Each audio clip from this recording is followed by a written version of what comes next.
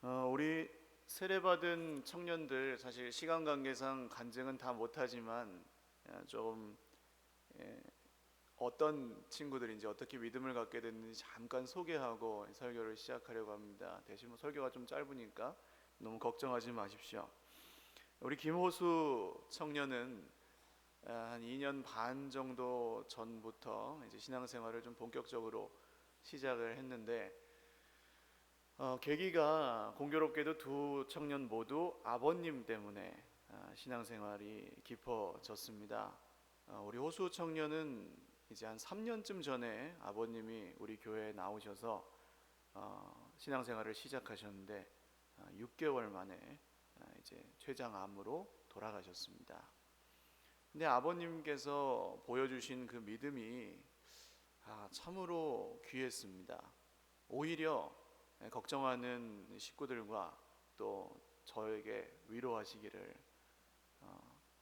너희가 믿는 예수님이 나를 구원하였는데 왜 그렇게 슬퍼하느냐 라고 위로하셨어요. 제가 잊지를 못합니다, 아직도. 그리고 결국 돌아가셨지만 우리 집사님, 김순선 집사님도 또 우리 호수자매도 그리고 또 어머님도 이제 우리 교회에 나오시기 시작하셨고, 이렇게 정말 한 알의 밀알이 땅에 떨어져서 죽어서 많은 생명을 살리는 역사가 귀한 가정에 경험되고 있는 그런 가정입니다.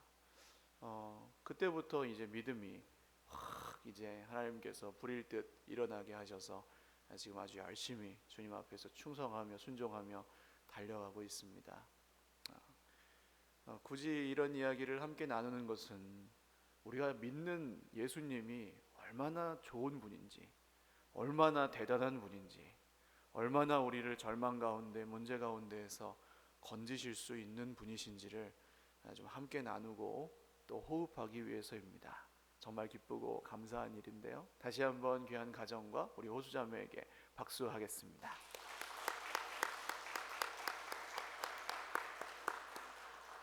네, 또 우리 박경은 자매는 이제 우리 교회에 오게 된 계기는 이 찬양을 섬기게 되면서 악기로 반주하면서 오게 됐습니다. 그 전까지는 이제 어떤 이런 사역이 있으면 기독교 학교에서 이제 찬양 사역 같은 것이 있으면 하고, 그 전까지는 이제 충분히 이렇게 믿음을 진지하게 생각하지 않았었는데, 역시 경은 자매도 2013년 정도에 아버님이 갑자기 크게 다치시는 바람에 병원에서 큰 이제 치료를 받으시고 하시는 과정 속에서 하나님께서 이 자매의 마음에 기도하는 마음을 허락해 주셨습니다.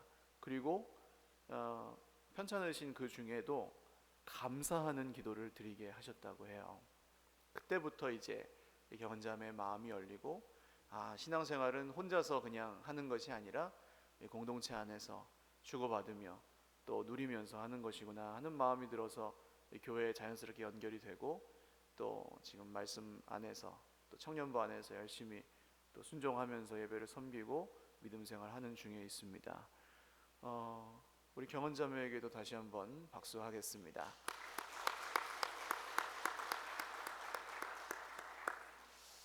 어려움이 있을 때 하나님께서 우리를 건지시고 고치셔서 특별히 예수님을 믿는 믿음으로 이렇게 우리를 살려주시는 그 은혜가 얼마나 감사한지요.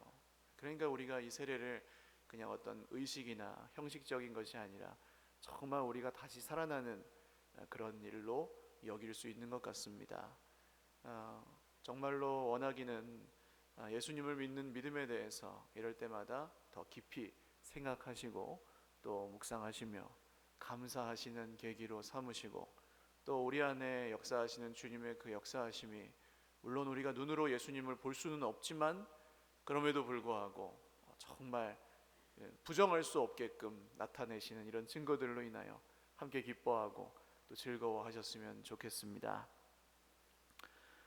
오늘은 생각보다 쉽고 생각보다 어려운 감사라는 제목으로 하나님 말씀 증거하겠는데요. 찬양을 한 곡 드리고 시작하겠습니다. 예의 바른 네 마디 말이라는 저희 아이가 유치원에서 부르는 그런 찬송인데요. 가사가 준비가 됐나요? 네, 한번 불러보겠습니다.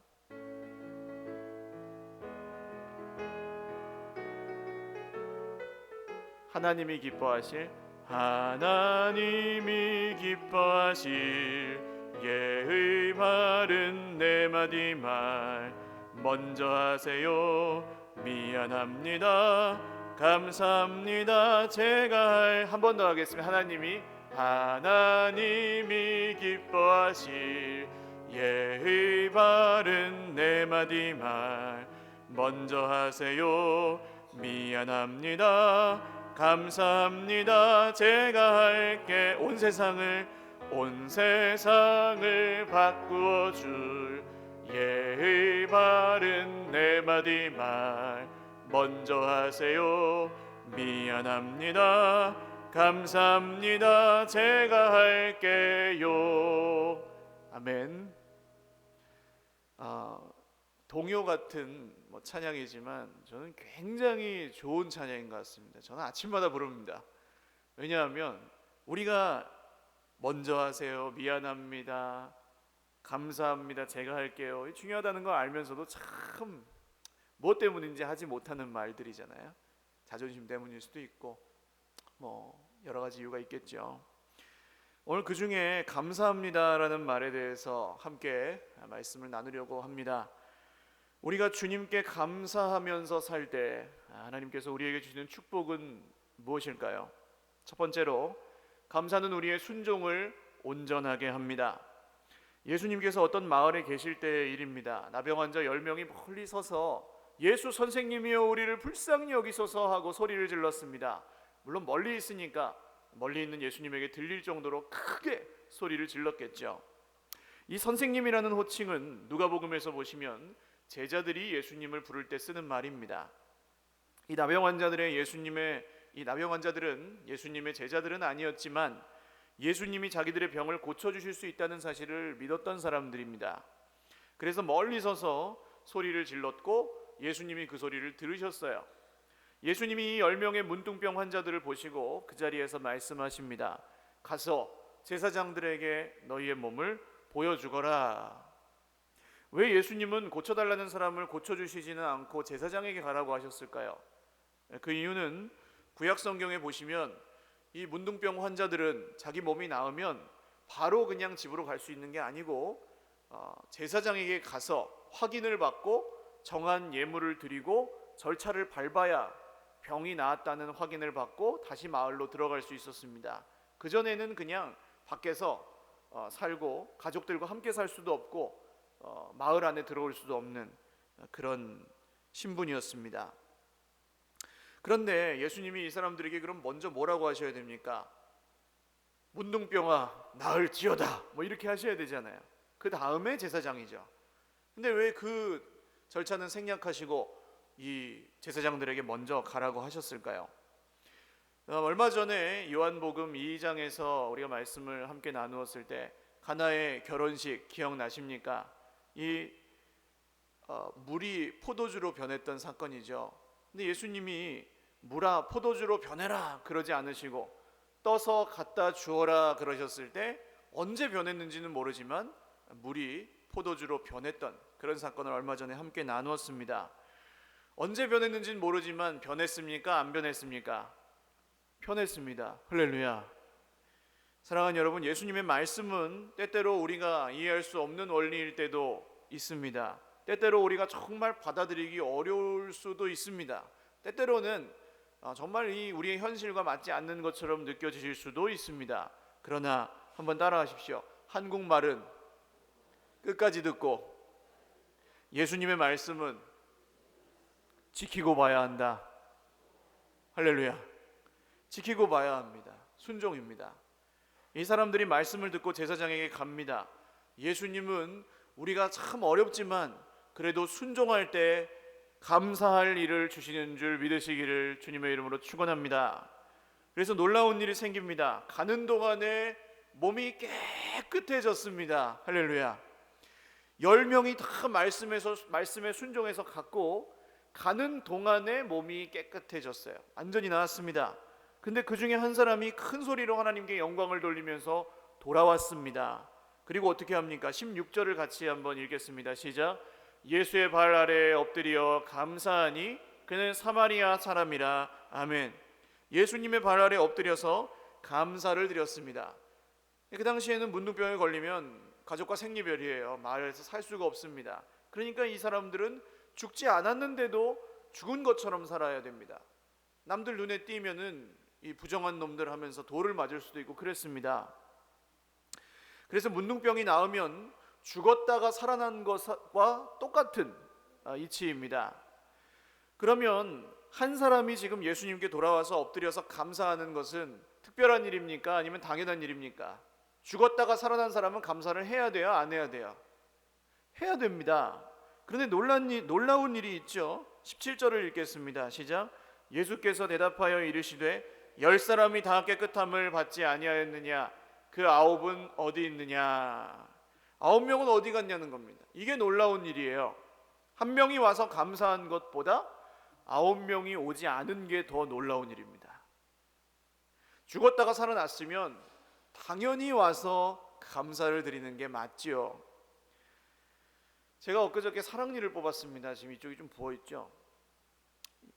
한 2년쯤 전부터 치과에서는 이걸 뽑으라고 했는데 제가 몇 번 예약을 잡아놓고도 미뤘습니다. 왜냐하면 예배 인도를 늘 해야 되고 설교도 해야 되고 찬양도 해야 되고 하는데 이걸 이렇게 하고 어떻게 하겠는가 싶어서 안 했어요.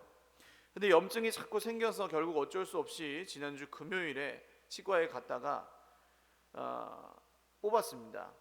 그러니까 다른 날은 예약 잡고 나중에 갈게요 그렇게 몇 번 했는데 그날따라 선생님이 오늘 일정이 없으니까 바로 뽑아드리겠습니다. 그래서 말하자면 뽑혔습니다.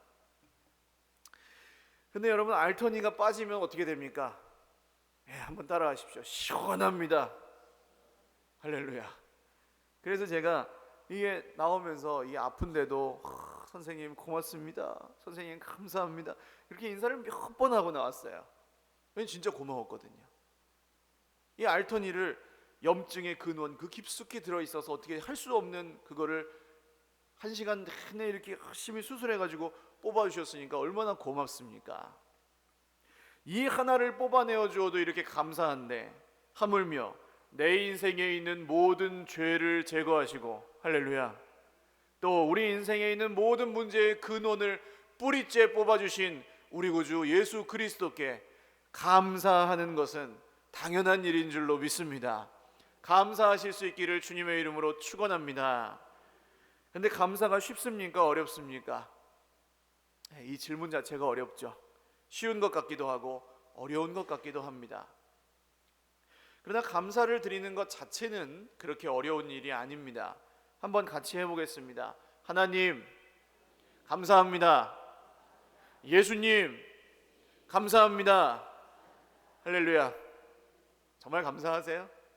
감사한 마음이 드십니까? 어렵지 않으시죠? 말하는 건 어렵지 않습니다. 그런데 문제는 무엇입니까? 이 말이 자주 안 나와요.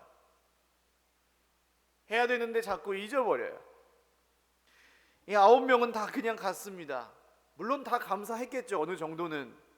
그런데 잊어버렸든지 아니면 했다 치고 넘어갔든지 아니면 감사보다 다른 더 급한 일이 있었든지 가족들을 만나는 게 더 급했을지도 모르겠습니다. 오랫동안 가족들과 떨어져 있었을 테니까. 그러면 가족들을 만난 다음에라도 예수님을 찾아왔어야 할 텐데 성경에 그런 이야기는 없습니다. 근데 여러분 두말할 것도 없이 감사는 굉장히 중요합니다. 우리가 잘 아는 말씀이 있죠. 데살로니가 전서 5장 16절에서 18절 아마 외우실 텐데 한번 같이 읽어보겠습니다. 시작. 항상 기뻐하라. 쉬지 말고 기도하라. 범사에 감사하라.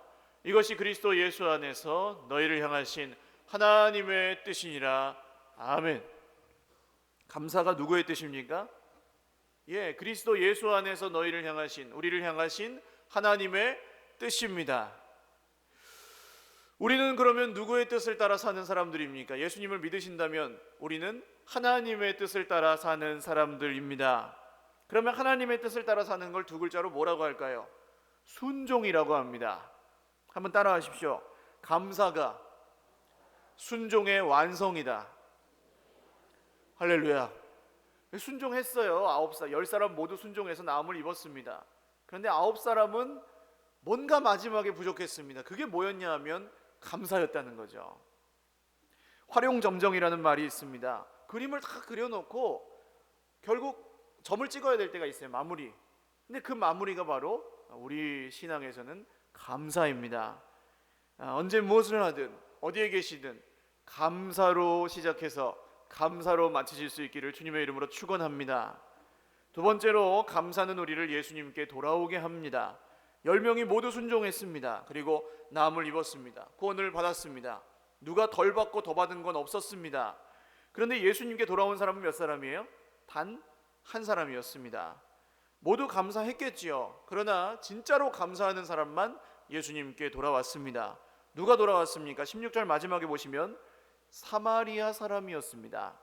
사마리아 사람은 유대인들이 정말 싫어하는 사람들이었습니다. 왜냐하면 이 북이스라엘과 남유다로 갈라져 있는, 남북한처럼 갈라져 있는 나라였잖아요. 근데 북이스라엘이 아수르라는 나라에게 멸망을 당하고 나서 이 민족이 그냥 다른 민족과 섞여 버렸습니다. 완전히. 그러니까 이 유대인들 입장에서는 너희들은 우리 형제라고 볼 수 없다, 이렇게 배관시하게 되고 미워하게 되고 상종을 하지 않게 되었습니다. 그런데 나병 환자들, 오늘 이 사람들 중에서 유대인들은 다 도망가고 사마리아 사람 한 사람만 돌아왔습니다. 그러니까 이게 무슨 얘기냐 하면 돌아올 만한 사람들은 돌아오질 않고 돌아오지 않을 만한 사람이 돌아왔다는 이야기입니다. 사랑하는 여러분, 감사는 돌아오지 못할 사람을 예수님께 돌아오게 하는 줄 믿으시기를 바랍니다. 이게 감사의 능력입니다. 돌아오지 못할 사람이 누구입니까? 불순종하는 이방인이었던 사람이 누구입니까? 예수님 믿기 전에 내가 아닙니까? 내가 무슨 자격이 있어서 구원을 받았습니까? 내가 무슨 공로가 있어서 생명을 얻었겠습니까?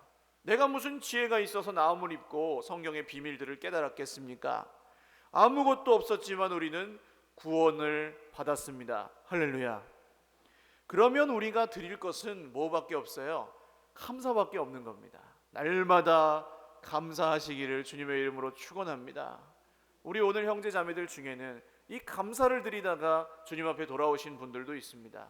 그냥 찬양이 좋아서 교회에 나왔다가 그 길로, 믿음의 길로 들어서고 감사하며 구원은 받고 생명을 얻은 분들이 계셔요. 감사하는 사람은 예수님께 날마다 돌아오게 되어 있습니다. 할렐루야. 우리가 예수님과 동행한다고 하지만 쉽지 않습니다. 세상에서 문제가 생기면 문제와 동행하고, 이 질병이 생기면 질병과 동행하고, 미운 사람이 생기면 미움과 동행하고, 스트레스를 받으면 스트레스와 동행하고, 쾌락을 따르게 되면 쾌락과 동행하고, 안 그러려고 해도 우리 마음에 그것만 생각나고 그것만 계속 신경이 쓰이고 예수님께 내 마음이 가지 않을 때 있습니다. 그때 우리를 예수님께 돌아오게 하는 것은 무엇입니까? 그것이 바로 감사입니다. 18절 말씀을 읽겠습니다. 시작. 이 이방인 외에는 하나님께 영광을 돌리러 돌아온 자가 없느냐 하시고. 아멘. 사마리아 사람은 누구에게 영광을 돌리러 돌아왔습니까? 하나님께 영광을 돌리러 돌아왔습니다. 하나님께 영광을 돌리는 것은 두 글자로 뭐라고 합니까? 찬양입니다. 그래서 감사와 찬양은 통하게 되어 있습니다. 유대인들은 돌아오지 않았습니다. 그런데 유다라는 말의 뜻이 무엇인지 아십니까?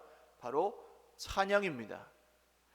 찬양하는 사람들이 바로 유대인들이었습니다. 근데 찬양하는 사람들이 돌아와서 찬양하지 않으니까, 감사하지 않으니까 예수님께 돌아올 수가 없었다는 이야기지요. 사랑하는 여러분, 예수님과 동행하기 어려울 때, 문제가 우리를 무겁게 내리누르고 힘들게 할 때, 예수님과 멀어져 있다고 느끼실 때 우리가 먼저 회복해야 할 것은 감사와 찬양인 줄 믿으시기를 바랍니다. 갑자기 막 기도를 10시간씩 하시기는 어렵습니다. 성경을 펴놓고 말씀을 깊이 묵상하는 것도 사실은 어렵습니다. 그러나 찬양이 우리를 예수님께 돌아올 수 있도록 도와주는 줄 믿으시기 바랍니다. 감사가 우리를 예수님께 돌아오게 하는 줄 믿으시기 바랍니다. 사랑하는 여러분, 찬양이 열쇠입니다. 힘들고 어려울 때마다 찬양을 부르시기를 주님의 이름으로 축원드립니다. 마지막 세 번째로, 감사는 우리의 믿음을 자라나게 합니다. 우리는 왜 감사합니까? 감사는 이런 고백입니다. 한번 같이 고백해 볼까요? 시작. 내가 가진 이 모든 것들은 내가 잘해서 얻은 게 아니라 하나님이 주신 것입니다.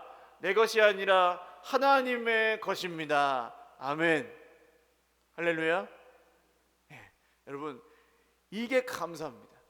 하나님 나라 백성은, 하나님이 다스리시는 사람들은 내가 가진 모든 것이 내 것이 아니라 하나님의 것입니다. 할렐루야. 이렇게 고백할 수 있는 사람들입니다. 근데 어떤 분들은 이 고백을 못합니다. 왜 그럴까요? 하나님 거라 그러면 다 가져갈까 봐 걱정이 되는 거예요. 그러나 여러분, 걱정하지 마십시오. 그냥 조금만 생각해 보시면 아는 겁니다. 한번 따라 하십시오. 가져갈 거면 벌써 다 가져가셨다. 할렐루야.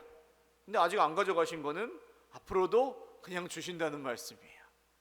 가져가시려면 벌써 다 가져가셨지. 우리가 막을 수 있습니까? 그것을? 생명이든 건강이든 돈이든 관계든 가족이든 우리 마음대로 어떻게 지킬 수가 있습니까? 그러면 우리가 이런 감사의 고백을 드리면 온 세상 만물을 주관하시는 주님은 우리에게 어떤 말씀을 하십니까? 이 사마리아 사람이 예수님께 돌아와서 감사를 드렸을 때 예수님 이렇게 말씀하시죠. 19절 같이 읽겠습니다. 시작. 그에게 이르시되 일어나 가라, 내 믿음이 너를 구원하였느니라 하시더라. 아멘. 내 믿음이 너를 구원하였느니라. 할렐루야. 먼저 돌아간 9명은 병이 나았습니다. 돌아오지 않았다고 해서 다시 병에 걸렸을까요? 그렇지 않습니다. 왜냐하면 예수님 말씀하시잖아요. 10사람이 모두 나음을 입지 않았느냐, 9사람은 어디 갔느냐. 그러니까 나았죠. 예수님은 이미 고쳐주시려고 했습니다. 10명 모두 대충대충 되는 대로 하시지 않습니다. 예수님은 정확합니다. 그런데 누누이 말씀드리지만 예수님이 병 고쳐주시는 것보다 더 중요하게 생각하시는 게 있죠. 그게 뭡니까? 왜 기적을 베푸신다고 했습니까? 예수님을 어떻게 하게 하시려고요? 믿게 하시려고. 할렐루야. 예수님은 치료가 궁극적인 목적이 아니고 믿음이 목적입니다. 치료해 주시는 이유도 예수님이 누구신지를 믿게 하시려고, 예수님이 하나님의 아들이심을 믿게 하시려고 치료해 주십니다.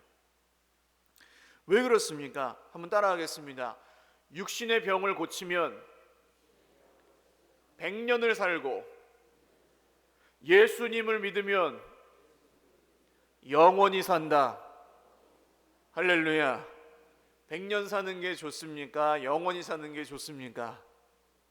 그래서 예수님은 오늘 우리의 병을 고치시는 것도 중요하지만 예수님을 믿게 하시는 게 궁극적인 목표입니다. 그런데 보십시오. 오늘 유대인도 아니고 성경 공부 한 번 제대로 안 했을 이 사마리아 사람, 이 사람이 지금 믿음으로 뭘 받았습니까? 구원을 받았습니다. 할렐루야. 그날 예수님을 만난 그날, 이게 왜 이런지 정말 중요하게 생각하셔야 됩니다. 예수님이 제사장에게 가라고 하셨어요. 그래서 이 사람들이 갔습니다. 근데 가다가 깨끗해졌습니다. 그러면 어떻게 해야 돼요? 가라고 했으니까 끝까지 가야 될까요? 아닙니다. 당연히 돌아와서 예수님을 믿어야 되고 감사를 드려야 됩니다. 이게 당연한 거죠. 근데 예수님은 이거를 지금 오늘 믿음이라고 하신 거예요. 9사람은 그냥 갔습니다. 근데 한 사람이 돌아왔을 때 그걸 믿음이라고 부르셨다는 이야기입니다. 구원을 받았으면 감사해야 합니다. 그게 믿음입니다. 여러분, 생명을 얻었으면 감사해야 합니다. 할렐루야. 그게 믿음입니다. 그렇게 예수님하고 나하고 주고받고 하면서 사는 게 믿음입니다. 예수님이 주시는 건 늘 다릅니다. 우리에게 생명을 주셨고, 구원을 주셨고, 진리를 주셨고, 치유를 주셨고, 회복을 주셨고, 위로를 주셨습니다. 할렐루야. 근데 한 번 주고 끝나는 게 아니라, 한번 따라 하십시오. 더 주십니다. 더 깊이 주십니다. 더 많이 주십니다. 매일매일 주십니다. 할렐루야. 그러니까 믿는 겁니다. 우리가 계속 한 번 믿고 끝나는 게 아니라 정말 상상할 수 없는 것들을 날마다 주십니다. 사실은 오늘 내가 내 것이라고 생각하고 주장하는 모든 것들은 다 누구의 것입니까? 하나님의 것이고 예수님이 우리에게 주신 것입니다. 그러면 우리는 드릴 것을 드려야 합니다. 이제 뭐예요 그게? 감사입니다. 내 입술을 여러분 잘 관찰해 보시면 압니다. 이건 어떻고 그건 어떻고 저건 어떻고 그 사람은 어떻고 저 사람은 어떻고 이 사람은 어떻고 이 환경 이 형편은 어떻고 저떻고 막 얘기만 하고 있으면은 하나님께 감사가 안 나옵니다. 이 정확한 원리입니다, 여러분. 평소에 보이는 것들, 뭐 보이는 사람에게도 감사를 못하면 하나님께는 절대 감사할 수가 없습니다. 이렇게 우리에게 햇빛과 공기와 물을 주시고 오늘 건강한 몸을 주셔서 예배할 수 있게 해주시고 이런 평범한 거지만 정말 특별한 이 은혜들에 오늘 감사하지 못하면 우리를 구원하시고 우리에게 영생을 주신 그 은혜에는 더 감사를 못하게 되는 거죠. 그래서 작은 감사가 큰 감사로 연결되게 되어 있습니다. 그래서 정말로 하나님께 감사하는 분들은 사람에게 뭘 받아도 진심으로 감사의 인사를 합니다. 반응하는 거죠. 반응. 이 주고받는다는 게 우리가 뭘 주면 하나님이 준다는 그런 게 아니고 주신 것에 대해서 반응하라는 이야기입니다. 반응. 한번 연습해 볼까요? 옆에 분들에게 한번 사랑합니다 고백해 주십시오. 네, 더 진심을 담아서 이제 하트도 한번 하시면서 사랑합니다. 자, 그럼 반응하셔야죠. 뭐 하시겠어요? 감사합니다. 사랑합니다. 시작. 그렇게 하시면 됩니다.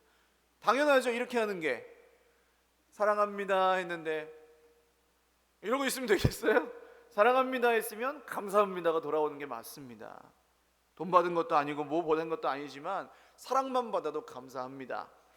그리고 더 믿음이 좋아지면 어떻습니까? 안 받아도 감사합니다. 할렐루야. 이것도 한번 해보죠. 옆에 계신 분들에게 내 옆에 계셔서 감사합니다. 옆에 누가 없는 분들을 위해 뒷분들에게 하십시오. 내 뒤에 계셔서 감사합니다. 그죠? 주신 게 없어도 감사하시죠? 내 옆에 이렇게 오늘 여러분 만약에 다 100명이 다 사정이 생겨가지고 나 혼자 나왔다고 생각해 보세요.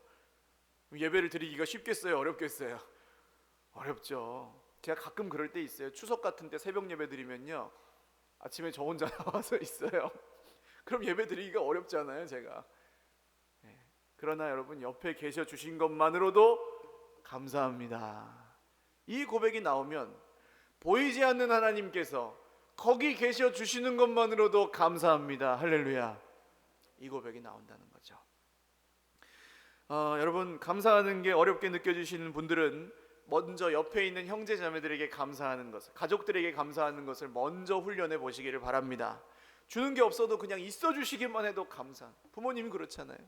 부모님이 아무리 좀 어려운 분들이라 할지라도 안 계시는 것보다 계시는 게 얼마나 감사한 일입니까? 하나님께 감사하는 것도 훨씬 쉬워지실 것입니다. 이것이 믿음의 성장이에요. 감사하는 사람에게 주님은 말씀하십니다. 한번 따라하십시오. 일어나 가라. 일어나 가라. 할렐루야. 그 믿음이 멈춰 있지 않고 감사를 드리면 우리의 믿음은 그 자리에 그냥 멈춰 있지 않고 날마다 일어나 자라가게 하시는 줄 믿으시기를 주님의 이름으로 축원합니다.